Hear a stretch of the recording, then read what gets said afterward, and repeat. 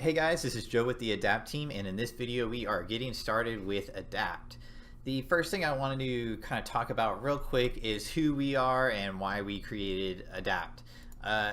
Who we are is we are Pantech Design, and we are a veteran CSP, meaning we provide Crestron system design, engineering, and programming services to other Crestron dealers.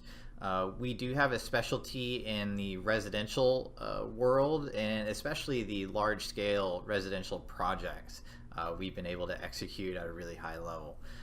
We are fully staffed, meaning we have 4 Crestron master level programmers on staff in the office every day, and that's in addition to our design and engineering department that's also here. So what is Adapt? Well, Adapt is the fastest and most efficient way to program a fully featured and flexible Crestron system. This sentence is a little bit of a mouthful, but I think it's important to get all these pieces and parts together. You know, obviously there's a lot of different ways to program a Crestron system, lots of different software tools that Crestron has provided us to program these systems, but Adapt is by far, not just the fastest and most efficient, but also the quickest way to get a fully featured system and a flexible system. This leads me to my last bullet point here. Why Adapt? Well, you're going to want to use Adapt if you're interested in reducing your programming time by 50 to 75%. This is a metric that we've discovered by using Adapt internally for our own projects, but it's also a metric that our dealers have reported to us. Some of our dealers are reporting 50 to 75% time savings, and some dealers up to 90% time savings in the time that it takes to program and deploy a job. I think more importantly, why you want to use Adapt is if you want to provide that customization for customers that demand it. That's part of the reason that I enjoy working with Crestron, is that we hardly ever have to say no to a customer, and certainly when you're talking about Adapt, it is so easy to pull off some really awesome customizations that in other frameworks may simply just not be possible, or require some really convoluted kind of workaroundy type of solution in order to execute these customizations. With Adapt, it's no problem. It's a piece of cake. So obviously Adapt is built on top of Crestron's existing software. So we are heavily rooted in Simple Windows VT Pro E and some of these other components. And so obviously we want to make sure that all these components are up to date. The easiest way to make sure all your Crestron software is up to date is to use Master Installer, which you can find on Crestron's website. And this slide lists all of the pieces that it's important to kind of keep up to date when you're working with Adapt systems.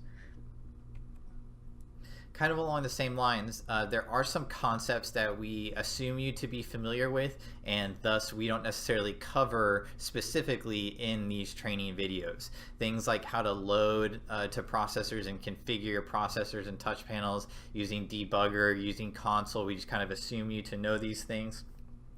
Simple Windows concept like adding hardware, IR drivers, using third-party modules, logic symbols, TCP, IP, all this kind of simple Windows stuff. And then in VT Pro, the difference between a page, a subpage, join numbers, dynamic text, smart objects. These are all things that we assume you to know, and so therefore won't be explicitly covered in this course. If you do need perhaps some more time with these topics, feel free to ask us about our customized Simple Windows training options that we have available, and we can help get you guys up to speed on these concepts. Okay, so now we're ready to get started with Adapt. The first thing you want to do is go to your dealer portal on pdadapt.com. There's a link in the upper right to get to your dealer portal. You're going to want to go to your purchase products page, and that's where you will find this link for Adapt Suite download. You'll click on that, it'll download a file to your machine. Later on we'll talk more about our Adapt forum, where we sometimes utilize our forum to distribute individual pieces and parts that maybe we have made small tweaks to that we don't package up in the entire suite download, and we only post to the forum. We'll talk about how to retrieve that stuff a little bit later. Once you've downloaded that Adapt Suite file, there will be a installer that's there. You'll want to run that, and part of that installer, you'll want to make sure that you also install System Manager. And running these two kind of installers will do a couple things. Number one, it's going to make sure that all your Adapt Suite files and components are installed into your My Documents directory, into this folder called Adapt Suite. The other thing it'll do is install System Manager, which is of course going to be crucial when we get to the configuration stage of our program. That first installer, like I said, installs in a folder called Adapt Suite into your My Documents folder, and this folder is going to contain our documentation, our example and starting programs, our simple Windows modules, and System Manager, just in case you didn't install it before. To make sure that you can utilize our Simple Windows modules inside any instance of Simple Windows, the first thing you want to do is install the Simple Windows modules. You'll find our Adapt Simple Windows modules in our Adapt Suite folder. There's a folder called Modules, and you'll see there's a User Macro and User S Plus folder. You simply copy and paste these two folders into your Simple Windows directory. Typically, a Simple Windows directory can be found under Program Files and Crestron, and you'll just want to paste these two folders, User Macro, User S Plus, into that directory, and that will install your Adapt Simple Windows modules. One of the first things that you may elect to do after getting the suite installed is play around with our 26-room example. This is a program that's designed to model a 100% complete, functioning, and customized program that would emulate a system that you might deploy for your clients. So a lot of our dealers are using this kind of as a sales tool to put in front of their user to say, hey, how do you like how this works? This is what your system's going to look like, kind of thing. As a programmer, some of the nice things about this example program is that we've included a lot of device examples. So we've included a lot of different TVs and controlling those TVs in various ways, different AVRs, different sources, different lighting systems, window systems, and so on and so forth. We just included a ton of examples. So oftentimes I still reference this example program to see how it was done, in our example.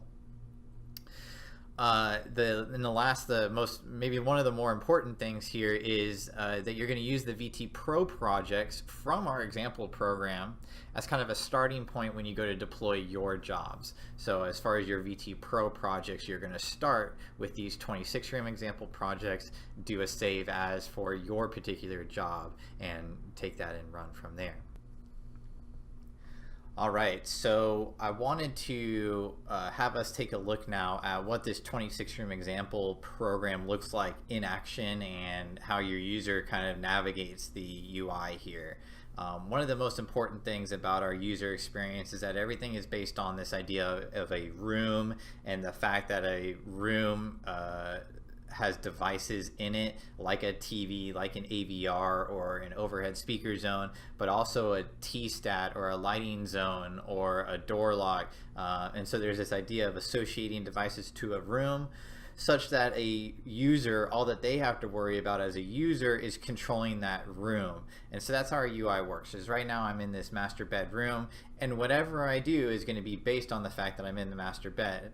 If I pick a source, that's now sending that source to the master bed, and when I do in fact click that source, I immediately get taken to the controls for that source. I also had this visual kind of indication that the AV in the room is on by virtue of this, what I call volume sidebar, and this is where I of course control volume.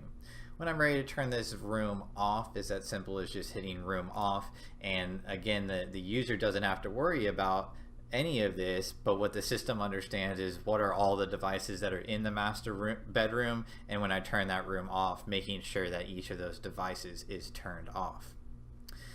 Our subsystems or our non-AV functionality works in a similar way. So for example, when I hit lights, the first page I get taken to is our master suite lighting zone page.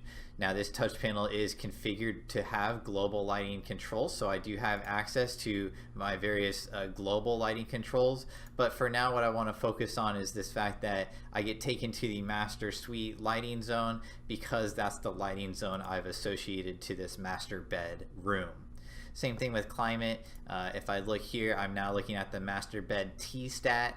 I'm looking at this T-stat because I've associated this T-stat to the master bedroom. Part of what makes this system look like what you see and where these associations are actually made between a device and a room is actually back over here in System Manager. If I look at my Rooms tab and I look at my master bedroom, you'll see this is where I've defined that master suite lighting zone as the lighting zone for the master bedroom, and where I've associated the master bed T-stat to the master bedroom, and I've also defined some of my AV devices up here. And so this is where all those associations are made. But of course, that's not the only thing that System Manager is used for. System Manager is also our way of making a lot of changes that you typically might want to make to a system at runtime without taking the system down for an extended period. And I'll show you some examples of these. These examples are going to be requests that we kind of get thrown our way all the time, and I just want to show you how easy they are to actually execute here in System Manager. So if we first take a look at, say, DirecTV, perhaps my client has come to me and said, hey, you know, I really want to change the name of this DirecTV. Maybe let's name it Joe's DirecTV instead. And let's also just pick an icon. Maybe for some reason I like, I don't know, this purple square icon for some reason. All right, we don't make any judgments here. Let's do another thing here. Let's go to our displays and let's say maybe, you know, I was using 232 to control this master bed TV before, and so I've punched the strings for LG TVs right here in the System Manager to control this TV over 232. But maybe my DM box has a bad COM port, or maybe I just want to use IR for whatever reason. All I would need to do to execute that is click over to IR, and in this case I want to use my dynamic IR drivers so that I can reference this LG IR driver, and now this TV can be controlled over IR. If I go to our rooms, let's say maybe instead of the office, my client has requested for this to be named Joe's office. Okay. One last change I kind of want to show off real quick is maybe I'm looking for a slightly simpler home page. This just has too many kind of buttons on it, and so I'm going to pick over to homepage 12, which is one of our more popular home pages, and now I'm ready to send in my configuration. When I go to Tools and Send Adapt, what's actually happening to my system here is System Manager is transferring this adapt configuration file up to my processor and is telling the processor to reread this updated configuration and act on this updated configuration. You can see my touch panel has kind of gone to this please wait page, and you can see in the back my system is now kind of updating itself, and we'll see in just a matter of seconds that the system kind of comes back to life according to this updated configuration. And of course the beautiful thing about all of this is I haven't had to open up Simple Windows or VT Pro to make any of these changes, but yet here they are. So for example, here's Joe's DirecTV with this updated icon that I selected that I can easily send to that same room. What else? We changed Joe's office right here, so you see that room name changed, and that is a global change as well. And obviously we changed our homepage style, you can see that. And lastly, if we were to look into debugger right now, when we actually turn this master bedroom on, we should have seen that TV also get controlled over IR. And the most beautiful thing about this is, again, this whole process took about 18 seconds in this case, and this is a large system. Oftentimes in smaller systems like my own house, for example, my updates take about 4 to 5 seconds, which is really nice when you consider the fact that opening up Simple Windows takes a few minutes, making your changes takes a couple minutes, recompiling and reloading. Now, one small change has all of a sudden taken you 20 minutes, and you've taken the system down, and your client has gotten frustrated. With Adapt, our system was only down for about 20 seconds, and all the rooms kind of maintained whatever source they may have been turned on to, so I haven't interrupted my user for any longer than that 20 seconds or so. Of course, this all starts from Simple Windows, right? And so one of the other things that we've done with this example program is include our raw Simple Windows source code for this program. so you can really see all the pieces that come together to arrive at the system that we're able to play with. One of the most important things about how adapt kind of works and flows is that there's this idea of me pulling in adapt modules into my program to represent every device in my system, and then I get to configure those devices in System Manager like we kind of did a second ago. So for example, I have about 14 TV modules here in Simple Windows, and so when I go to configure my system, I'm going to have 14 TVs available for me to configure because I had that many modules. Same thing with sources, however many source modules there are here, I have that exact same amount of sources over here in my adapt file available for me to configure in my system. I think that will go ahead and wrap it up for this getting started video. If you join us in the next video, we're going to continue our dive into adapt, take a look at how our framework is laid out in Simple Windows, and we'll start to add our first couple devices to our adapt program. So we'll see you there.